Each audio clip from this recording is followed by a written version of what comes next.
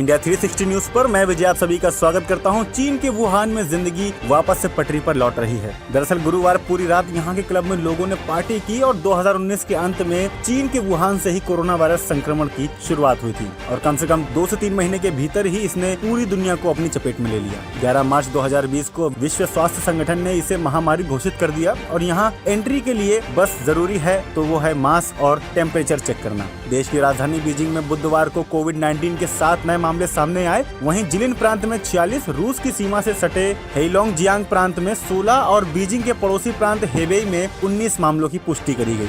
और इसी के साथ में पाकिस्तान में एक हिंदू मंदिर को कट्टरपंथियों के तोड़ने के मुद्दे पर संयुक्त राष्ट्र में भारत ने पाकिस्तान को फटकार लगाई है। भारत ने कहा है कि शांति की संस्कृति को बढ़ावा देने के लिए संयुक्त राष्ट्र के प्रस्ताव से पाकिस्तान जुड़ा हुआ है। इसके बावजूद भीड़ ने खैबर पख्तूनख्वा प्रांत के एक ऐतिहासिक मंदिर में तोड़फोड़ की और पाकिस्तानी सरकार मूक दर्शक बनी रही।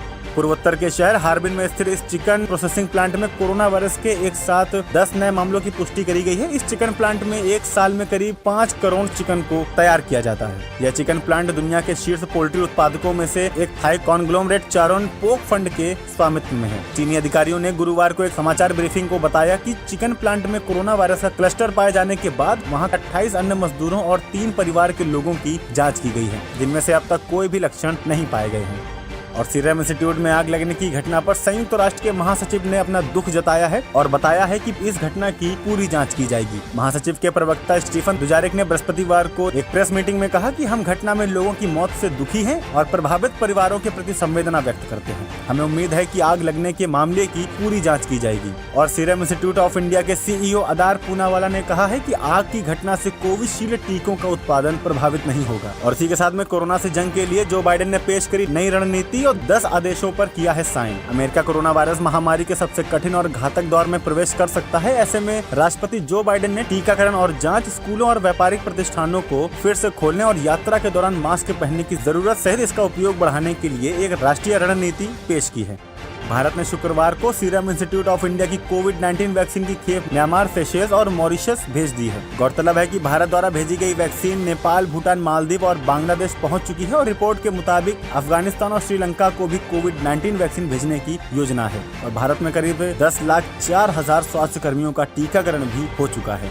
देश में 24 घंटों में आए कोविड-19 के 14,545 नए केस, सक्रिय मामले हुए करीब 1,88,000। प्रधानमंत्री नरेंद्र मोदी ने शुक्रवार को तेजपुर विश्वविद्यालय के दीक्षांत समारोह में वर्चुअल संबोधन में कहा है कि ऑस्ट्रेलिया टूर में भारतीय क्रिकेट टीम की जितनी बुरी हार हुई, लेकिन उतनी ही तेजी से वह उभरी भी है। उन्होंने कहा कि कुछ खिलाड़ियों में अनुभव जरूर कम था, लेकिन हौसला उतना ही बुलंद दिखा। और CBI ने फेसबुक के 5,62,000 भारतीय यूजर्स का निजी डेटा और अवैध तरीके से हासिल करने के आरोप में ब्रिटिश फर्म कैम्ब्रिज एनालिटिका और ग्लोबल साइंस रिसर्च के खिलाफ केस दर्ज किया है। फेसबुक ने कहा था कि करीब 8 करोड़ 7 लाख यूजर्स का डेटा गलत तरीके से कैम्ब्रिज एनालिटिका के साथ शेयर किया गया था।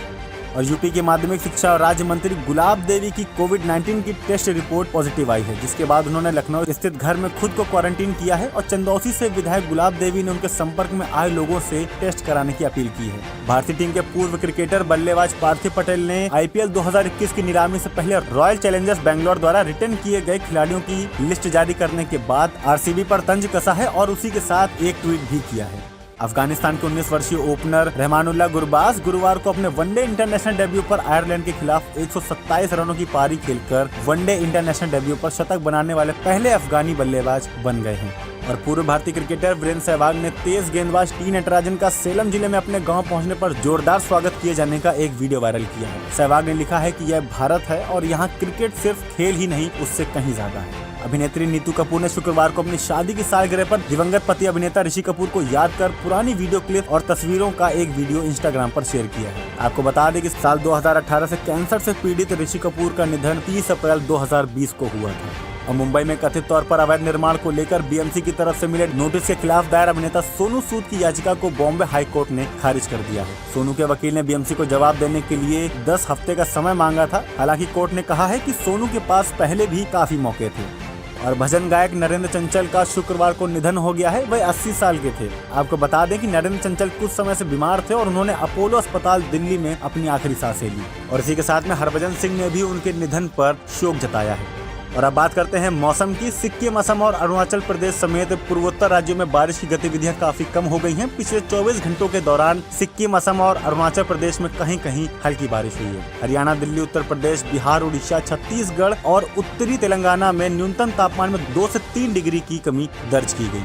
और मौसम विभाग के अनुसार अगले 24 घंटों के दौरान जम्मू कश्मीर, हिमाचल प्रदेश, लद्दाख और उत्तराखंड में कई जगहों पर बारिश और बर्फबारी होने की भी संभावना है। और बारिश और बर्फबारी की गतिविधियां पश्चिमी हिमालयी राज्यों के पश्चिमी भागों से पहले शुरू होगी और धीरे धीरे उत्तराखंड और लद्दाख तक हिमपात देखने को मिलेगा। आगे की अपडेट के लिए देखते रहिए इंडिया 360 न्यूज, खबर दिन भर की।